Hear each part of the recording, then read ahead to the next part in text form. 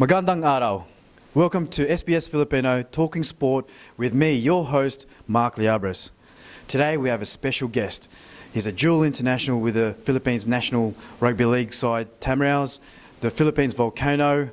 He's a media personality and more importantly, he's the pioneer of Philippines Rugby League in the Philippines. Mr. Dennis Gordon, mabuhay. Hi Mark, thank you. Thanks for having me. All right, let's get right into it and let's get to know Dennis Gordon. Where are your roots from in the Philippines? My mother, her family is based in Tayug in the Pangasinan in northern Luzon, and yeah, that's where she was born and bred.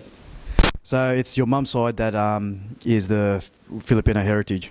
Yes, it is. It's all my mum's side. My father is Australian. How often do you return to the Philippines? Well, I do try to get there probably two to three times a year, just to get back to my family and more or less for Philippines Rugby League. As you mentioned, you travel back to the motherland to assist with rugby league. What are the months rugby league is played in the Philippines? This year they started in roughly around October and runs till it's still running now in February. So it's roughly that 6-month period. When did you start playing the sport of rugby league? Myself, when I was young, roughly around 11 years old, my father got myself and my brother into playing rugby league, and we started out at the Sawtell Panthers in my hometown, and from then on I played rugby league for Sawtell for roughly until I was 18, and then moved on to the Gold Coast and spent a lot of my time up there, and I jumped around the country. So rugby league has been a big part of my life. It's helped me out a lot, and I'm just looking to give back to the game where I can.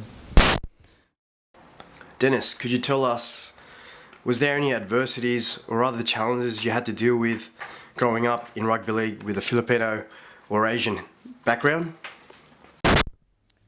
It was challenging at times. For me personally, I always thought myself as an outsider. So I focused on my game and my strengths and sort of developed myself into a rugby league player of my own, in a sense. So I really wanted to impress a lot of people, but my friends and friends at school. Then I took it upon myself to show a lot more professionalism in the way I played the game. Rugby league provides plenty of benefits to health and well-being, as well as the camaraderie we develop through teamwork and mateship. And in 2014, we toured and was in camp in the Philippines and gained memorable moments. What is your favourite story at your time with the PNRL? And I know some stories can't be told, so keep this PG. As many as there's a lot of stories on tour and in camp, but one that sort of stood out for me, and when we went to the Philippines one year, we played Thailand. It wasn't really about the game. It was about when we went to the orphanages and the schools, and we wanted to teach the kids how to play rugby league, and it hit me as well. Seeing the kids, the smiles on the kids' faces, and just being able to show them another pathway, for the kids, and they really loved it. They lapped it up, and it felt like we were really giving back to the community. You've been in Philippines a number of years now. What's your involvement or your role in developing rugby league in the Philippines? I've helped develop a rugby league in itself in the Philippines, but me personally, I and a few other guys, we created the Manila Storm. It was the first domestic comp team that has been participating in the Philippines. We created a side out of a few kids that had sort of never really played before. They played rugby union a lot, but we went over and taught them the fundamentals of rugby league, and we put a side together, and we invited Hong Kong Rugby League to come over as a residence tour, and they came over and played Manila Storm in the Philippines, and it was an amazing event. So that's something that I'm proud of. That I would say that I had a hand in creating and developing in the rugby league in the Philippines. Was there anything out of the ordinary, or was there any challenge that you faced for that game in 2015 between Hong Kong and Manila Storm?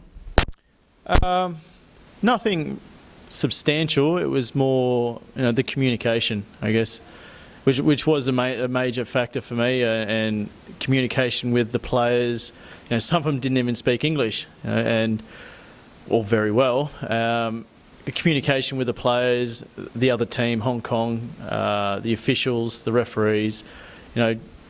For me, you see emails coming back and forward and text messages, but when it comes down to it, communication is the most vital part of any successful rugby league game.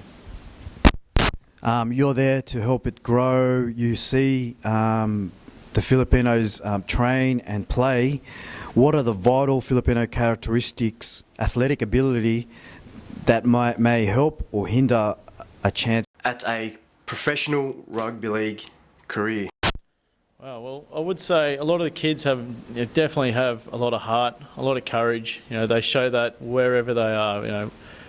Whether they're at rugby training, a rugby union training, if they're at the gym, in a team-based environment, you see that they're there to help each other out. Their teamwork, that they love to help each other out. It's built in them, in their blood, that family, that pride, with their stature, their size, it sort of hinders them in a little bit. So having that teamwork background built into them already, that's going to go a long way.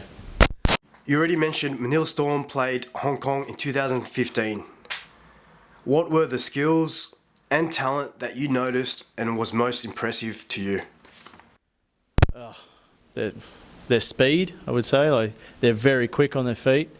Some of their skill levels weren't the best, but in other aspects they really concentrated on, and what they put their minds to, they can really succeed. I hope the transition between player to administration is as impressive and smooth as the tireless work you do for both the Tamriels and the domestic competition. Everyone that meets you would agree that it is easy to follow you because of your dedication and commitment to the sport of rugby league. Maraming salamat. Maraming salamat po. Maraming salamat for tuning in to the very first episode. Be sure to connect with us on Facebook, radio, or website. Ingat ka.